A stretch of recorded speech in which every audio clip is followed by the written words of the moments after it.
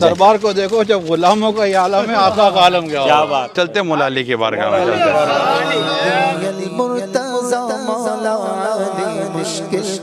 نہر فرات کے اب پانی جو ہے نا محروم رہ گیا۔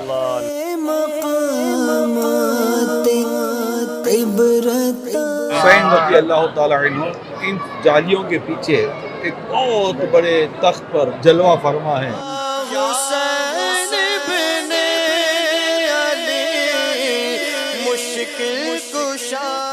آج ہم روانہ ہو رہے ہیں الحمدللہ عز و جل نجف اقدس کے لیے، مولا علی کے دربار کی حاضری کے لیے۔ مولا علی شیر خدا کرم اللہ تعالی وجہ الکریم کی بارگاہ کی حاضری کے لیے ہم بغداد معلیٰ سے نجف اشرف کے لیے روانہ ہو چکے ہیں، اور سبحان اللہ آقا فرماتے ہیں جس کا میں مولا ہوں اس کے علی مولا ہے۔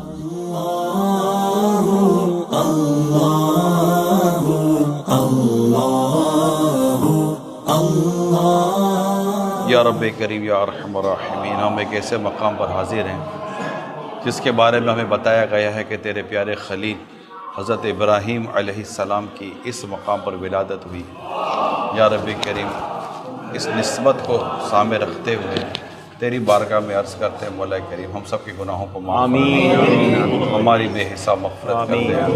حضرت سیدنا ابراہیم خلیل اللہ علیہ نبینا وعلیہ صلاۃ والسلام کہ فیضان سب کو مالا مال فرما۔ یا اللہ پاک جنہوں نے بھی دعاؤں کے لیے کہا ہے، کہلوایا ہے، اس مبارک مقام کا واسطہ ان سب کی نیک اور جائز دعاؤں پر رحمت کی نظر فرما۔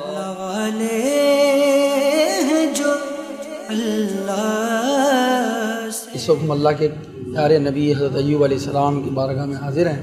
اللہ تبارک و تعالیٰ اپنے نبیوں کے صدقے میں، ان مقدس ہستیوں کے صدقے میں ہم سب کی مغفرت فرمائے۔ اے اللہ ہم پر رحمت فرما، ہماری مغفرت فرما، ہماری دعائیں قبول فرما، ہمارے امیر اہل سنت اور علماء اہل سنت کی عمر دراز فرما، سب کا سایہ ہمارے سروں پر قائم و دائم فرما۔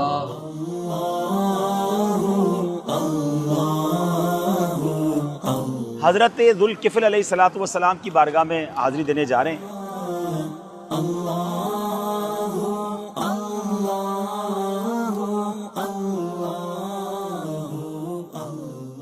اللہ کے نبی حضرت ذوالکفل علیہ الصلوۃ والسلام کی ہم بارگاہ میں حاضر ہیں۔ قرآن مجید میں سورہ انبیاء اور سورہ صاد میں آپ کا ذکر موجود ہے، اور آپ کے بارے میں آتا ہے کہ آپ ایوب علیہ الصلوۃ والسلام کے صاحبزادے ہیں۔ آپ عمر بھر شام کے علاقے میں ہی رہے، اللہ تعالیٰ کے احکام لوگوں کو پہنچاتے رہے۔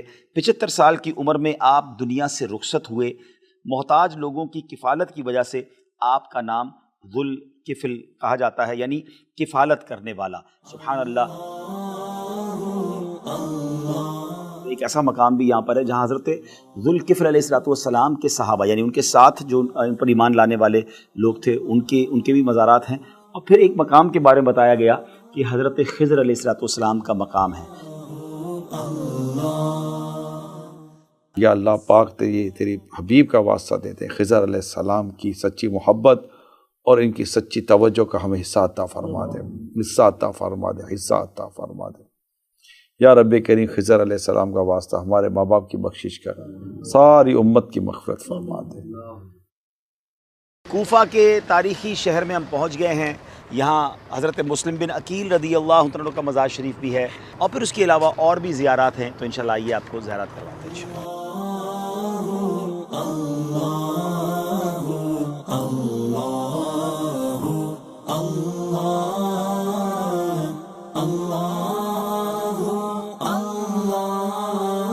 حضرت بیسم تمار رضی اللہ عنہ کی بارگاہ میں جا رہے ہیں، اور پھر انشاءاللہ وہاں سے فارغ ہو کر مولا علی شیر خدا کے دربار میں جائیں گے۔ ویسے تو یہ مولا علی کے خادم ہیں، مولا علی کی خدمت کی انہوں نے، سبحان اللہ، ان کے آزاد کردہ غلام ہیں۔ بارگاہ میں دربار کو دیکھو جب غلاموں کا یہ عالم ہے، آقا کا عالم کیا ہوگا۔ کیا بات ہے، کیا بات ہے۔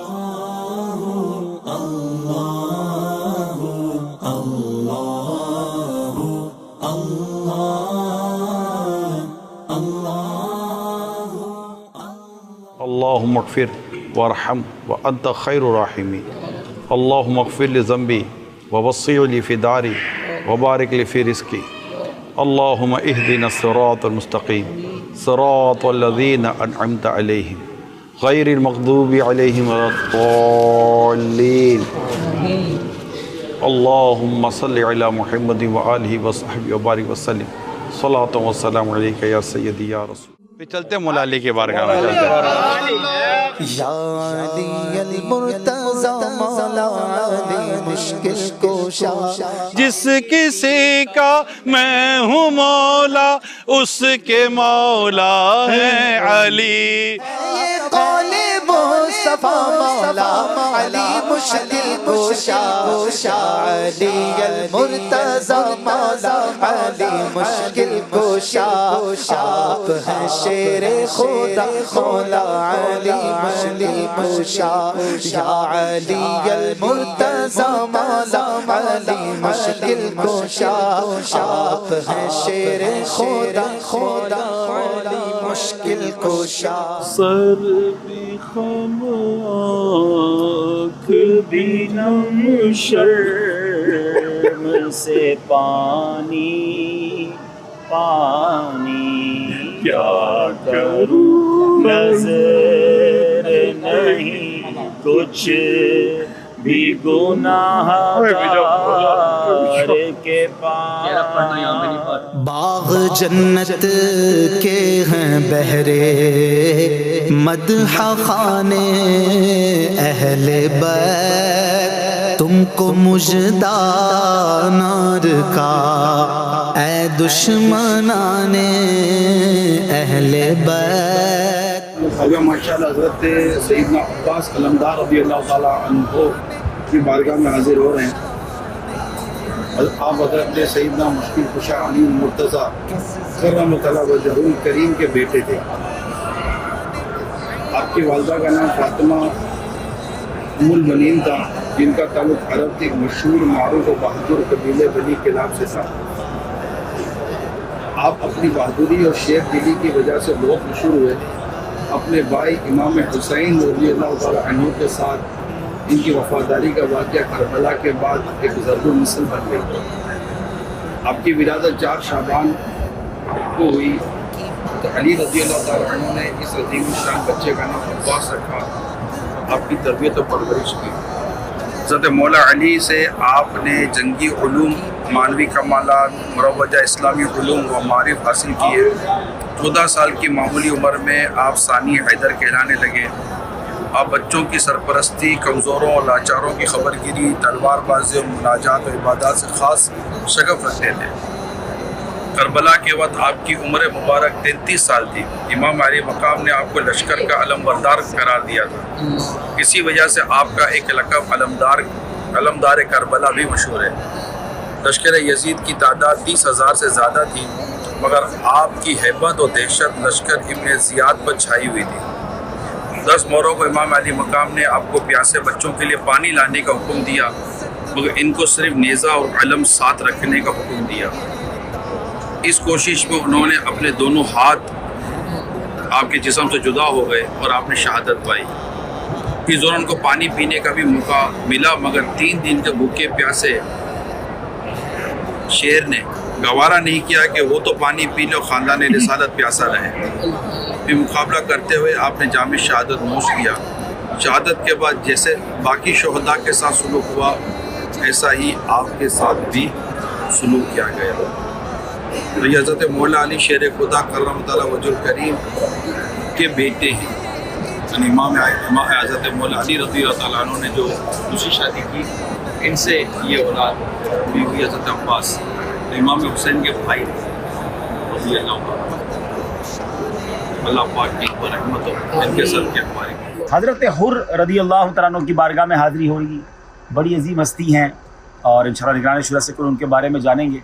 اور میں کل سے دیکھ رہا ہوں کہ آئی صاحب بار بار کہہ رہے ہیں کہ حضرت حر کے دربار میں جانا ہے۔ آئی صاحب یہ نعرہ حر کا تھا جس وقت وہ فوج شام سے نکلا کہ دیکھو یوں نکلتے ہیں جہنم سے خدا والے، کہ دیکھو یوں نکلتے ہیں جہنم سے خدا والے۔ وہ امام حسین لینے گئے تھے رضی اللہ تعالیٰ عنہ ہے۔ اور اچھا اس میں بھی علماء نے لکھا ہے کہ ان کا جو امام حسین رضی اللہ تعالیٰ عنہ کے ساتھ جو گفتگو کا جو انداز تھا نا، جس میں اہل بیت کی محبت تھی اس وقت، انہی کے ساتھ جماعت کے ساتھ نماز پڑھنا، یہ مطلب اہل بیت کی محبت کا صدقہ تھا جو انہیں یہ مطلب کہ گھوڑے پر ایڑی لگائی، ہو سکے تو مجھے جنت میں جانا چاہیے۔ کربلا والے، کربلا والے، کربلا والے، کربلا والے دین پہ قربان ہو گئے، کربلا والے، یا ارحم الراحمین، یا ارحم الراحمین، یا ارحم الراحمین، ہماری حاضری کو اپنی بارگاہ میں قبول فرما۔ یا رب کریم، حضرت حور رضی اللہ تعالی عنہ پر جو تو نے کرم فرمایا، اور جس طرح یزیدی لشکر سے نکال کے اسے انہیں امام حسین رضی اللہ تعالی عنہ پر قربان ہونے کی سعادت دی، مولا ہمیں بھی گناہوں کے دلدل سے نکال کر جنت کا راستہ عطا فرما دے، گناہوں کے دلدل سے نکال کر نیکیوں کا راستہ عطا فرما دے۔ گناہ کے دلدل میں دھس گیا ہوں، مجھے سنبھالو، مجھے بچا لو، کہیں نہ ہو جاؤں شاہ غارت، نبی رحمت شفیع امت۔ یا رب کریم، ہم سب کی بے حساب مغفرت، ہر دعوت اسلامی والے والی کی بے حساب مغفرت فرما، امیر سنت علماء مشائخ سنت پر کرم فرما۔ کربلا معلیٰ میں ہیں، اور یقیناً دنیا بھر کے عاشقان رسول، عاشقان اہل بیت اس جگہ کے بارے میں جانتے ہیں، جہاں وہ عظیم واقعہ ہوا کہ جب بھی اس کے بارے میں پڑھتے ہیں تو دل غمزدہ ہو جاتا ہے، اور یہیں پر امام حسین رضی اللہ تعالیٰ عنہ، حضرت امام عباس رضی اللہ تعالیٰ عنہ کے مزارات ہیں۔ اب ہم اس وقت جو جا رہے ہیں وہ بتایا جاتا ہے کہ جو نہر فرات کا پانی، اب جدید ایک نہر بنا دی گئی ہے جہاں ہم اس وقت کھڑے ہیں، یہ نہر فرات کا ایک حصہ ہے، بقیہ اور کوئی ایسا مقام ہے ہی نہیں جہاں نہر فرات دیکھا جا سکے۔ خشک ہو کر خاک ہو جا، خاک میں مل جا فرات، خاک تجھ پر دیکھ تو سوکھی زبان اہل بیت۔ ادیب رائے پوری صاحب کہتے ہیں کہ میں یہ کہوں کہ امام حسین پیاسے رہ گئے، یہ تو بے ادبی ہو جائے گی، بلکہ نہر فرات کا پانی جو ہے نا وہ امام حسین کے لبوں کو چھو نہ سکا، یہ محروم رہ گیا۔ شہ کربلا، یا شہ کربلا، یا حسین بولا کربلا، کربلا کے جان ساروں کو سلام، حسین ابن علی مشکل کشا، جو حسینی قافلے میں تھے شریک، کہتا ہے عطا ساروں کو سلام، جن کی گردن پہ خنجر چلایا گیا، اس حسین ابن حیدر پہ لاکھوں سلام، السلام یا حسین۔ حسین رضی اللہ تعالیٰ عنہ ان جالیوں کے پیچھے ایک بہت بڑے تخت پر بڑے عالی شان انداز پر جلوہ فرما ہے، اللہ پاک ان کی دعاؤں کے صدقے میں ان کی بارگاہ میں عرض کرنے والوں کے بیڑے پار کر رہا ہے۔ نیاز حسین، نیاز حسین، ماشاءاللہ ماشاءاللہ، نیاز حسین، نیاز حسین، نیاز حسین، نیاز حسین۔